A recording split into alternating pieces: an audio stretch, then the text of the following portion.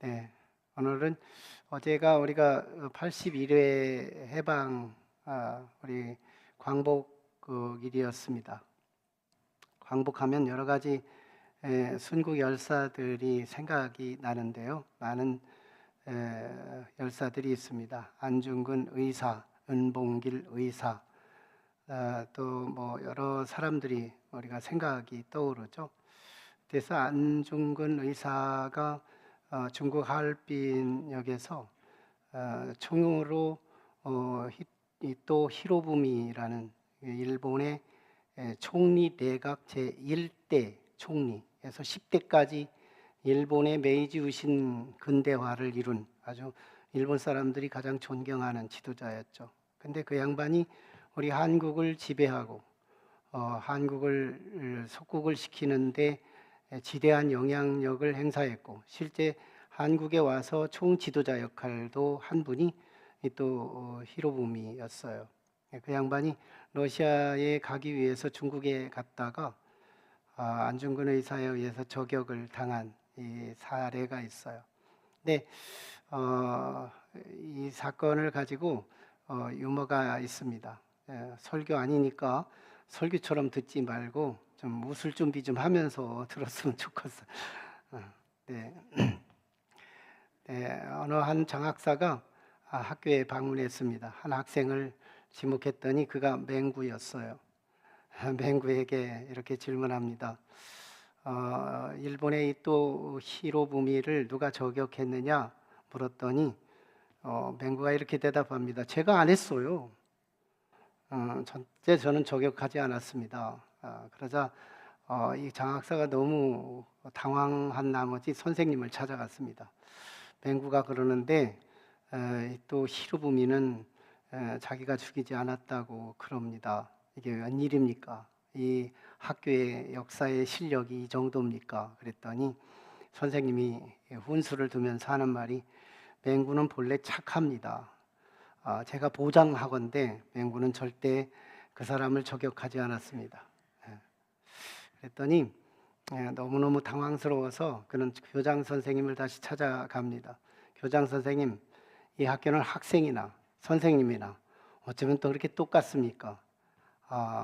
정말 히로부미를 저격하지 않았다고 하는 학생과 선생이 너무 같습니다. 어쩌면 그럴 수 있어요 하고 책망하듯이 말을 하자 교장 선생님이 또 히로부미는 어디 병원에 입원했습니까?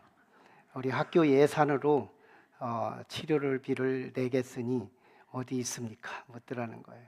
네.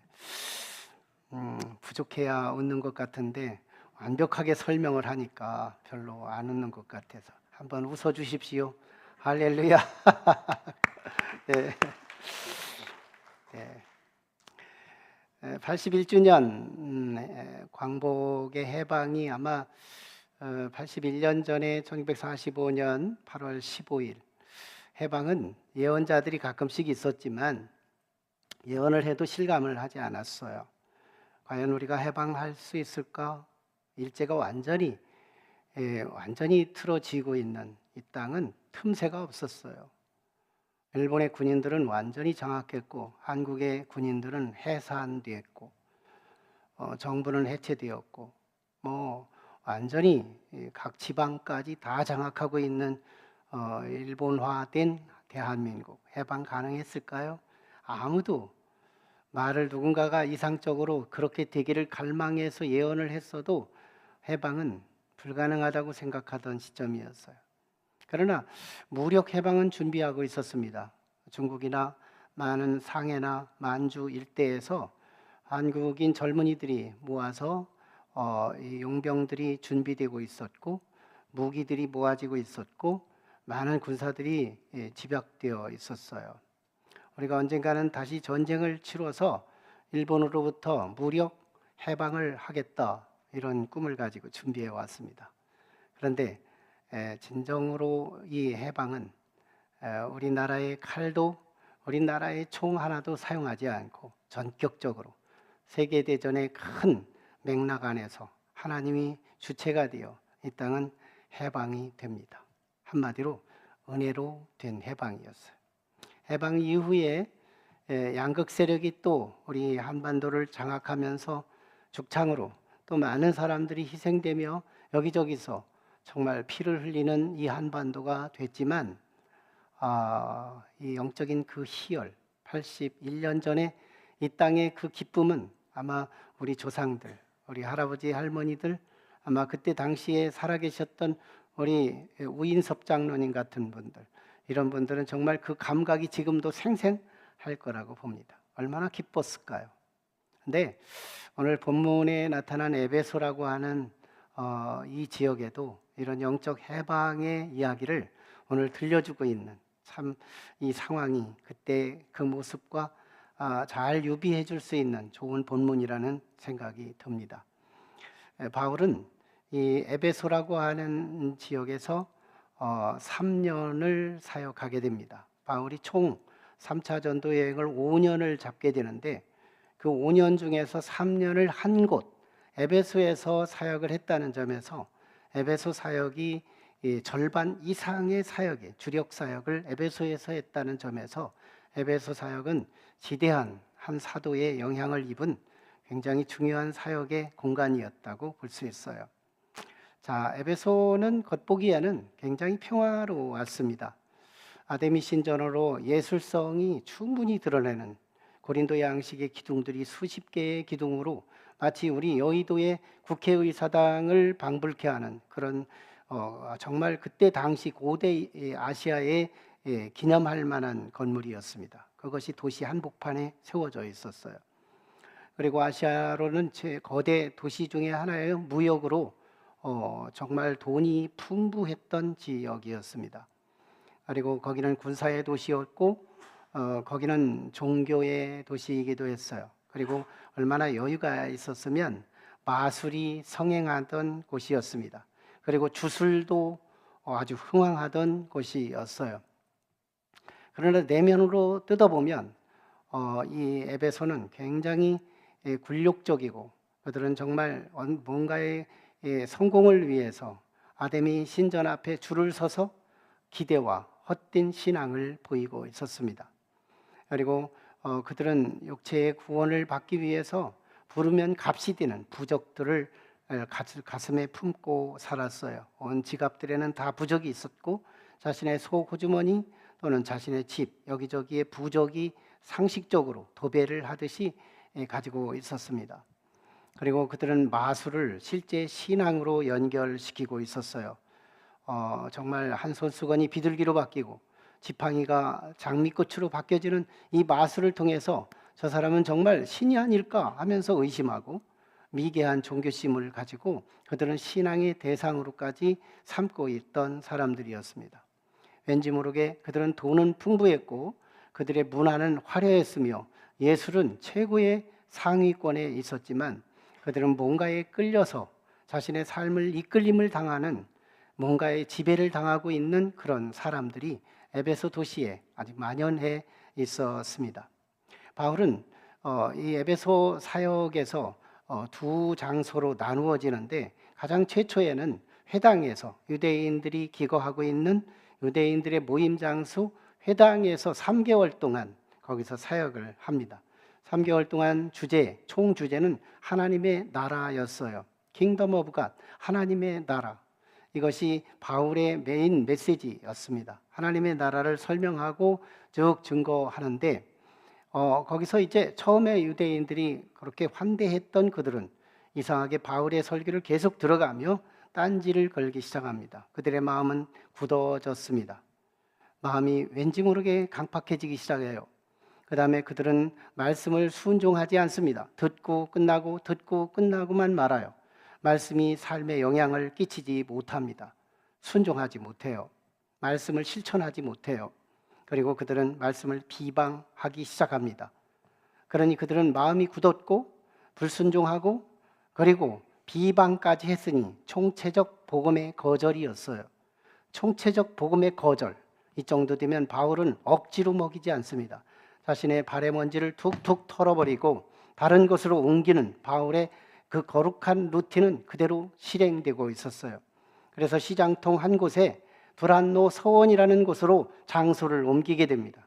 그곳에서 2년 2년 동안 매일같이 아마 11시에서 오후 4시까지 많은 사람들이 낮잠 자는 그 시간에 바울은 그 나머지 시간에 노동을 하고 그 다음 11시부터 가장 메인 타임에 하나님의 말씀을 매일같이 2년 동안 말씀을 강론하며 지내게 됩니다. 자, 그러면서 이 두란노 서원이라는 장소가 이제 헬라 문화권의 교육의 현장이었어요. 더 스쿨이라고도 해석되기도 하고, 거기는 서당이라고도 하고, 또는 거기는 강연장이라고도 하고, 그런데 거기에 두란노라는 수식어를 붙이고 있어요. 두란노 서원. 오늘날 두란노 교회가 있기도 한 것처럼 두란노 서원, 분명히 학교 같은 고대 학교에 해당되는 장소였습니다.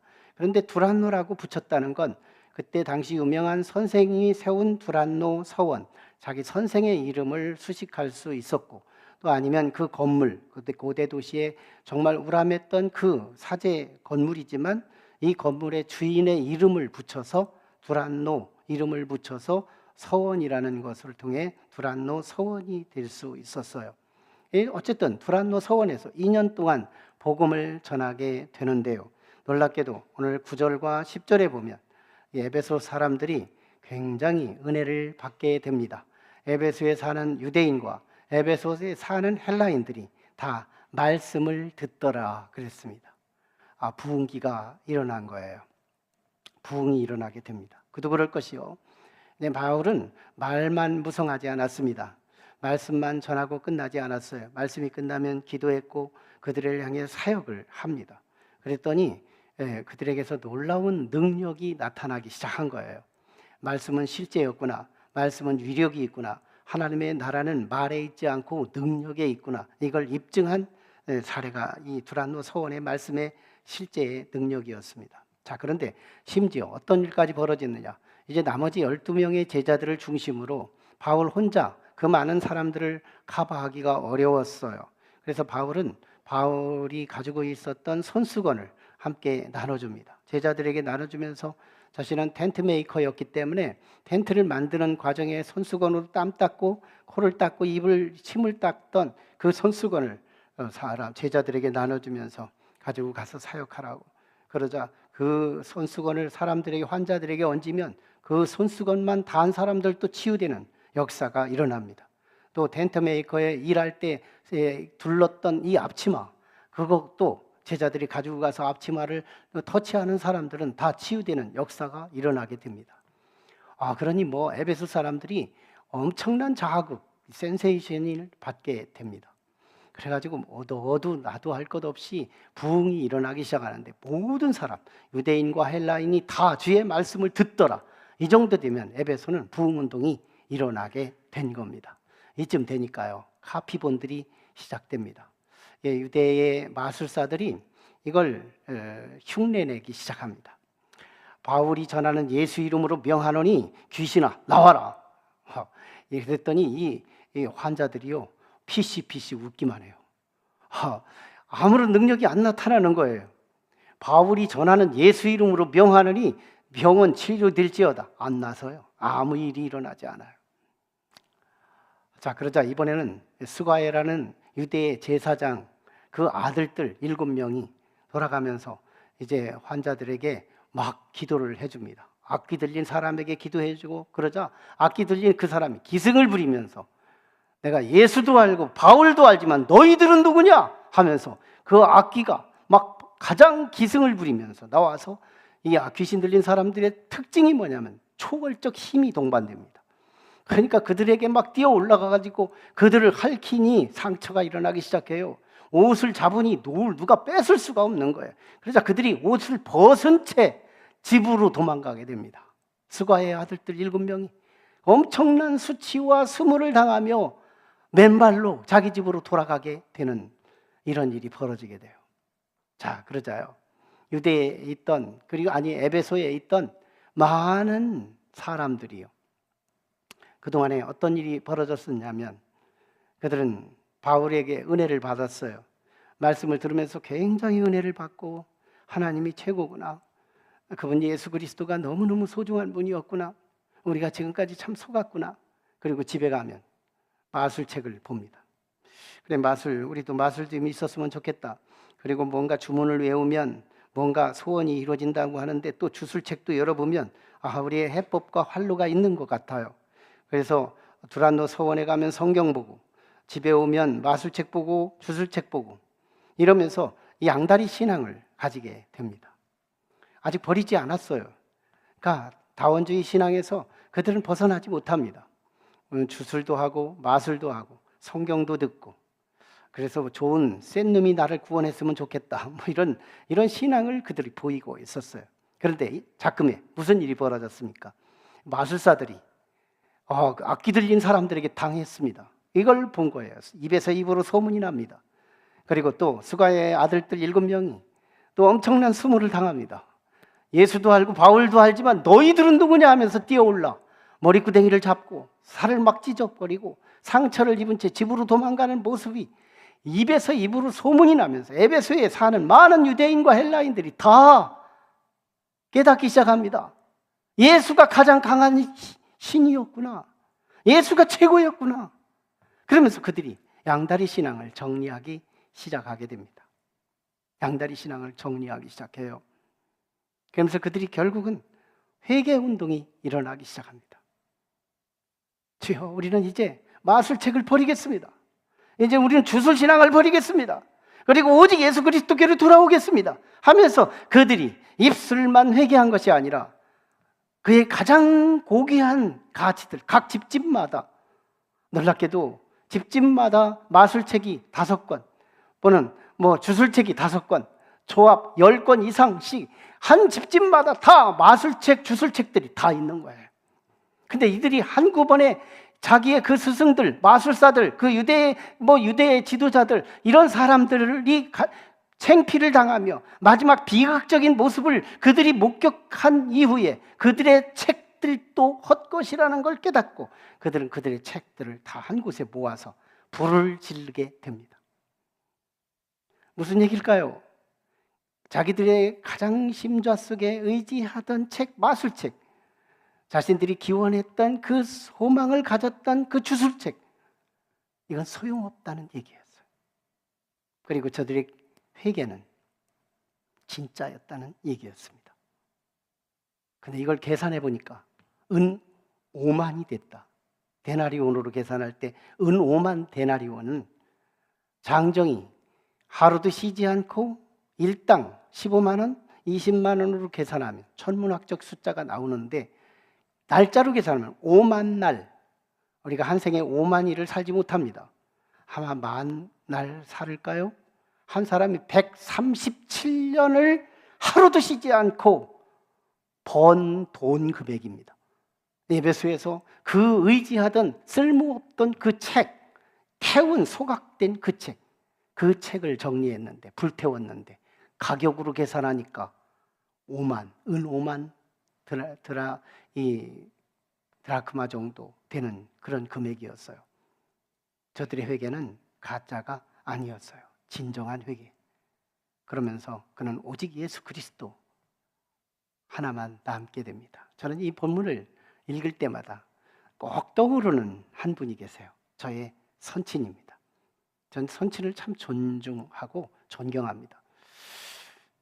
저희 아버지는 사실 우리 동네의 훈장급 되는 분이었어요. 우리 동네 어르신들이, 많은 주부들이 가끔씩 이렇게 오셔서 저희 아버지에게 상담을 듣고 돌아갈 때 그 은혜 받은 모습을 저는 영상처럼 떠올라요. 어떤 큰 결혼이 있거나 어떤 일이 일어나면 아버지를 찾아옵니다. 그리고 아버지는 선반, 안방에 선반 2 나무를 걸어놓고 그 위에 중요한 것들을 얹어 놓은 선반이 있는데, 선반에 꼭 아버지가 보는 책 5권이 있었어요. 이 5권의 책을 끄집어 내려놓습니다.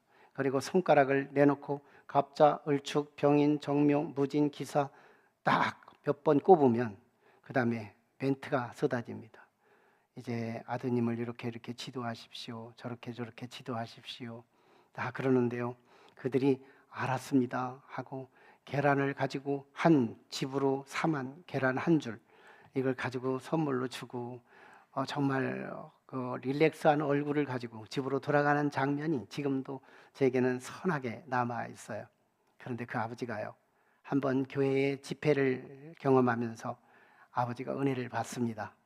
오직 예수 그리스도 그분이 최고입니다. 예수 그리스도 그분이 우리의 실제의 하나님이십니다.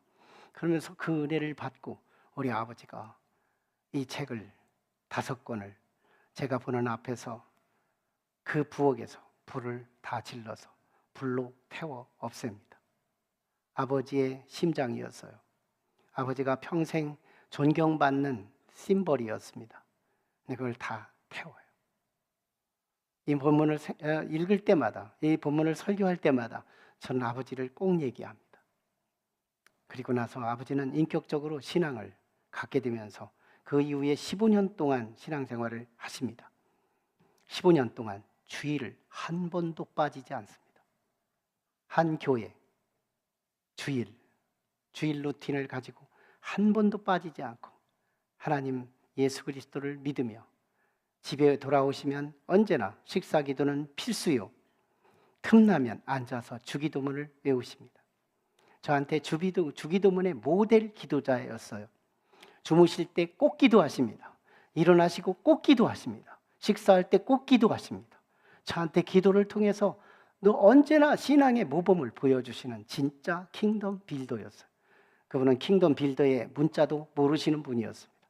성령께서 시키니까 우리 아버지는 정말 말씀의 실천자였어요.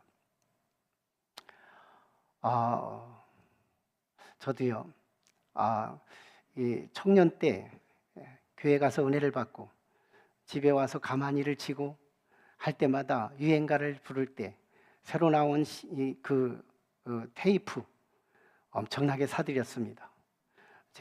제 방에는 테이프가 수두룩하 있었어요.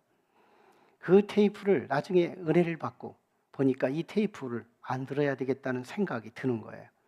테이프를 없애는데 제가 많이 안 듣는 것부터 먼저 처분합니다. 버리기 시작해요.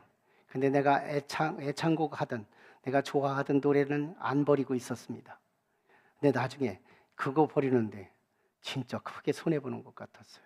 나는 에베소 주민들의 이 마지막 심장 같은 그 서적들을 불태우는 결단을 지금 얘기하고 싶은 거예요. 저희 아버지가 자신의 5권의 책을 온전히 불로 태우는 그 결단을 얘기하고 싶은 거예요. 제가 이 마지막 테이프를 버리기까지 몇 년이 걸린지 아세요? 5년 걸렸습니다. 세상 노래 부르는 마지막 테이프. 교회를 다녔습니다. 집에 오면 세상 사람이 되고 교회 가면 교인이 되고, 저는 11주도 했습니다. 저는 새벽 기도도 했습니다.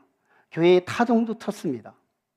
저는 신앙에 열심히 있었습니다. 그런데 집에 오면 세상 노래, 교회에 오면 열심히 찬송 부르고 또 교회 생활을 했습니다. 저는 양다리 신앙이었어요. 양다리 신앙이었습니다. 근데 나중에 그 노래 하나 없애는데 5년 걸렸습니다. 지금은 이상하게도 세상 노래는 입력이 안 돼요. 한 곡도 노래를 부르는 게 없습니다. 가끔씩 목회자들이 가면서 세상 노래를 가끔 부르자고 하는데 저는 이상하게 없어요. 그래서 가끔씩 복음송을 부르는데 창피하기도 했습니다. 네, 하나를 없애는데 그렇게 힘들었는데 그들은 온전한 회개가 있었다는 거예요. 여러분, 오늘 우리는 여기서 2가지를 배울 필요가 있습니다. 첫째, 우리는 회개해야 한다는 겁니다. 회개하자. 근데 회개가 두루뭉술하지 않아요.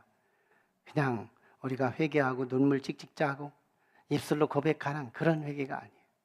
오늘의 이 시대에 정말 회개가 뭐냐? 원포인트로 돌아와라. 양다리 신앙을 청산하라는 거예요. 양다리 신앙이 있어요.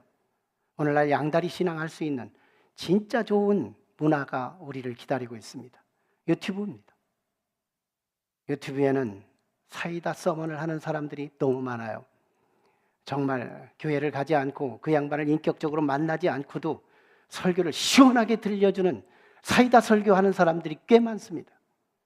저는 이 방송은 극동방송을 통해 퍼지는 설교이기 때문에 1부 예배, 2부 예배 때는 실명을 말했지만 저 개인적으로 누군가가 얘기한다면 실명을 얘기할 수 있습니다. 여러분, 두 분 조심할 필요가 있습니다. 그분은 우리 모든 찬양들은 다 정크 푸드라고 말합니다. 그 양반 모순투성입니다. 그분은 사이다 설교예요. 그분의 설교를 하면 얼마나 시원한지 모릅니다. 무언가를 목욕을 한 것 같은 거예요. 너무너무 시원하게 설교를 합니다. 근데 오직 찬송 하나만 주장하고 있습니다. 근데 그 양반은 교만 자체입니다. 자기 하나만 진리를 주장하는 사람이고 모든 한국교회 목회자는 다 나이 나는 사람입니다. 그는 정통 장로교회 교단에 있습니다. 여러분, 사이다 설교를 하고 있어요. 내 귀를 시원하게 해줍니다. 마치 그분이 담임 목사처럼 숭배하고 그분의 설교를 매주 듣는 분들도 있을 수 있습니다. 저는 경고합니다. 그분은 여러분의 목자가 될 수 없습니다. 만약에 목자가 된다면 언젠가는 가슴을 치고 후회할 날이 올 겁니다. 또 한 분이 있습니다. 그분은 11조는 비성서적이라고 설교합니다. 그분은 침례교단의 목회자예요. 그런데 놀랍습니다. 너무너무 비성서적인 사람이에요. 그는 성서적으로 증명합니다. 그분은 겸손까지 준비되어 있습니다. 언어의 음색도 권위가 있습니다. 언어의 권위의 음색, 그리고 겸손까지 갖춰져 있습니다. 그리고 성경을 운운합니다. 어마어마하게 권위 있게 사람들을 설득합니다. 그분을 따르는 팔로우들이 수십만입니다. 한국교회가 그만큼 듀얼화된 거예요. 주일에 담임 목사의 설교를 듣고 그분의 사이다 설교를 듣고 어느 날부터 담임 목사의 설교가 들리지 않기 시작합니다. 담임 목사의 설교에 귀를 기울이고 싶지 않아지고 싶어집니다. 그 정도로 오늘날 유튜브는 우리를 현혹하고 있어요. 그게 마치 나는 그분을 통해서 하나님을 믿고 있다고 착각하게 할 겁니다. 그러나 그분들의 모순이 있습니다. 어마어마한 모순이 있어요. 제가 시간이 있다면 저는 조직신학을 전공했어요. 저는 성서적인 것을 성서를 수십 번 읽었고 그리고 조직신학 체계를 갖고 있습니다. 그래서 증명을 하고 싶어요. 당신의 모순, 당신은 잘못된 사람, 당신은 이단도 못 되는 이단, 이 얘기를 충분히 증명할 수 있는 자료가 많아요. 그러나 저는 한 주간에 너무 많은 루틴이 필요해요. 연애의 일까지, 교회의 일까지, 이 일들로 인해 제 일에 파묻혀서 뭔가 이 시간에 여유가 없어요. 정말 증명해서 성도들을 보호하고 싶은 마음도 있어요. 얼마나. 그래서 우리의 신앙이 주간에는 유튜브 신앙, 주일에는 교회 와서의 신앙, 이걸로 양다리 신앙을 가지고 내 신앙이 많이 성장된 것처럼 내가 스스로 속고 있다는 겁니다. 여러분, 우리는 이제 듀얼로 나누어진 신앙을 포기하시고 하나님께서는 나의 한계와 담임 목사의 한계, 이 교회의 한계 알고 파송하셨습니다. 그리고 나에게 주어진 목장입니다. 그리고 그 목자의, 그 양이 그 목자의 소리가 들린다고 말합니다.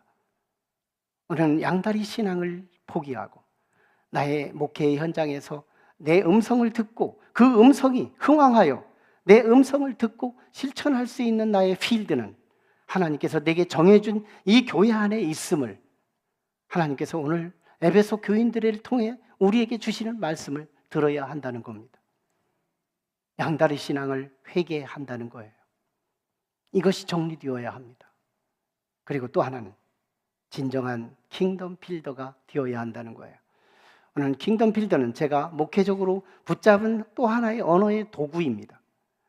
그러나 이건 너무너무 중요한 도구예요. 여러분 20절에 보면 저들이 말씀을 듣고 이와 같이 주의 말씀이 힘이 있어 흥왕하여 주의 세력을 얻으니라. 여러분 말씀이 미약하면 말씀을 듣고 공감하고 끝납니다. 그런데 말씀이 흥왕했어요. 말씀이 가득했어요. 발목에서 무릎에서 어깨 위로 그리고 우리의 머리까지 충만해지면 어떤 일이 벌어지는지 알아요? 언어로 쏟아집니다. 손으로 실천합니다. 발로 방향을 살아가게 되어 있어요. 말씀이 나를 월요일을 만들어내고 화요일을 만들어내고 말씀이 내 삶의 일상을 수정하게 만들어주는 거예요. 여러분 오늘 우리에게 좁은 길로 가게 만드는 거예요. 세상 사람의 넓은 길로 가지 않도록 만들어줍니다. 우리는 이 철로역정이라는 투어를 한 적이 있었어요. 철로역정의 과정의 한 과정 중에 좁은 문이라는 문을 통과하는 과정이 있습니다. 신앙의 여정은 좁은 문이에요. 우리에게 주어지는 말씀을 순종하려면 좁은 문을 통과하듯이 굉장히 어렵다는 얘기입니다. 그런데 이 좁은 문에는 놀라운 비밀이 하나 보여주고 있어요. 우리에게 시청각으로 보여주는 장면인데요. 이 좁은 문을 통과하는 것이 말씀을 실천하고 말씀이 흥황된 사람, 말씀이 세력화된 사람만이 살아가 갈 수 있는 통과되는 문입니다. 신앙의 정도는 좁은 문이라는 거예요. 자, 그런데 한쪽에 좁은 문이 들어가기 전에 마귀는 우리를 유혹합니다. 네가 이 좁은 문을 들어가려면 열정이 필요한데, 열정을 가지고 불을 가지고 이 좁은 문을 통과할 때 너의 불을 누가 끌려고 하느냐? 마귀가, 뿔 달린 마귀가 이 불을 끌려고 물을 계속 붓습니다. 물을 계속 부어요. 자, 그런데 이 불이 꺼지지 않습니다. 진짜 그리스도인이에요. 진짜 그리스도인, 말씀이 흥황된 사람들, 말씀이 세력화된 사람들, 말씀이 충만한 사람들, 말씀이 삶의 일상화되는 좁은 길로 가는 이 사람에게 불이 안 꺼집니다. 왜 안 꺼질까요? 물을 붓고 있는데, 물과 불은 상극이어서 물을 만난 불은 꺼지게 되어 있는 건데 왜 이 불이 안 꺼질까요? 그래서 좁은 문으로 통과해 들어가 버립니다. 들어갔더니 놀랍게도 들어가 보니 새로운 장면 하나가 보이는데, 그게 바로 예수 그리스도가 한 주전자를 들고 물을 한 바가지 부으면 기름을 두 바가지 부읍니다. 이게 비밀이에요. 진짜 그리스도인은 예수 그리스도께서 부어주시는 이 기름으로 성령이 더 활활 타오른다는 거예요. 성령의 불이 불을 끄는 물보다 불을 지피는 그 기름이 더 많으니 이 불은 절대 꺼지지 않아요. 끝까지 말씀을 실천하고 말씀을 순종하며 살아가게 되더라는 거예요. 지난주의 결론입니다. 우리는 성령이 충만해야 돼요. 성령이 있어야 진짜 그리스도인이 될 수 있어요. 성령이 있어야 주일도 성수할 수 있어요. 성령이 있어야 예수를 바르게 믿을 수 있어요. 성령이 있어야 이제 인생을 승리로 이끌어갈 수 있어요. 성령이 예수 믿는 지름길이에요. 성령이 예수 믿는 비밀이에요. 그런데 성령은 두 가지 표지를 보여줍니다. 방언이에요. 방언입니다. 저는 지난 주간에 방언을 하고 왔습니다. 정말 속에는 화가 나는데 사랑의 언어를 써봤습니다. 그 사랑의 영향력은 저한테 다시 돌아왔습니다. 제 아내가 음식을 하나 준비해 주는데 한편으로는 맛이 조금 없는 것도 있고 한편으로는 맛이 있는 것도 있었습니다. 제 아내에게 엄지손가락을 내밀며 맛있다 했더니 우리 아내가 굉장히 기분 좋아졌습니다. 저는 방언을 하고 왔습니다. 진짜 방언은 혼자 기도할 때 방언은 자기에게는 유익하지만 남들에게는 유익이 없어요. 여러분, 남들에게 유익하는 진정한 방언은 사랑을 섞어 이웃을 위해, 맛없이 하는 음식에 아내를 향해 기쁘게 하기 위해 맛있다고 엄지손가락 한번 지켜 보이고, 그러면 저녁은 더 맛있게, 더 최선을 다해서 맛있는 음식이 준비될 겁니다. 이건 지혜예요. 이건 사람을 운영하는 성령의 기술이에요. 방언이 필요합니다. 우리의 방언은 못 알아듣는 소리가 아니에요. 우리의 방언은 사랑이 섞인 그리스도의 사랑으로 아내를 사랑하고 남편을 사랑하고 자식을 사랑하고 성도를 사랑하고 사랑이 뚝뚝 떨어지는 말 한마디를 하고 있다면 내 속에 성령이 있다는 걸 입증하고 있는 거예요. 성령의 성도들이여, 사랑의 방언을 생활 속에서 하십시오. 예언하셔야 합니다. 예언이 있어야 돼요. 우리는 예언자예요. 그리스도 안에서 누구나 다 예언자예요. 그리스도 안에서 예언자로 파송합니다. 우리는 역사의 끝을 하나님이 알려주신 근거로, 역사의 끝에는 예수 그리스도가 백보자의 재판장으로 이 땅에 오신다고 약속하고 있어요. 근데 계시했어요. 당신이 역사의 끝에 가봤어? 당신이 역사의 끝을 담대히 말할 수 있어? 네, 있습니다. 나보다 더 탁월하신 나의 영원한 하나님, 그분이 나에게 계시해 주셨어요. 덮어놔서 보이지 않는 걸 열어주셨어요. 알려주시는데 모를 사람이 누가 있어요? 계시를 받았는데 모를 사람이 누가 있어요? 우리는 역사의 끝을 압니다. 역사의 끝은 반드시 재판장 예수 그리스도가 우리를 심판한다고 가르칩니다. 그때 예수가 없는 가슴, 영원한 지옥에 던져질 거예요. 예수가 있는 가슴, 비록 부족함이 있어도요, 내게 모자람이 좀 있어도요, 지식이 좀 부족하더라도요, 과거의 부족을 의지했더라도요, 우리는 예수 그리스도 한 분 때문에 영원한 천국, 세상과는 계산할 수 없는 탁월한 천국, 그곳으로 우리를 인도한다고 가르치고 있어요. 사랑하는 아들들에게, 사랑하는 딸들에게, 사랑하는 아내에게, 사랑하는 남편에게, 사랑하는 부모에게, 사랑하는 직장의 동료들에게 함께 예수 믿읍시다. 모든 건 예수로 끝나요. 예수밖에 남는 게 없어요. 예수는 영원히 남습니다. 예수 믿기 위해 이 땅에 온 거예요. 예수는 본질이에요. 예수는 인생의 본질입니다. 다 있어도 예수 없다면 망하는 일이고, 다 없어도 예수만 있다면 성공하는 얘기. 이게 성경의 이야기입니다. 내 가슴에 예수가 있다면 방언하십시오. 내 속에 예수가 있다면 예언하십시오. 우리의 미래는 한 가지만 예언하게 되어 있습니다. 반드시 방언과 예언을 통해 내 속에 성령이 있음을 입증하고 돌아올 수 있기를 주의 이름으로 축원합니다. 기도하시죠. 우리 같이 기도하실 때, 하나님, 오늘 우리는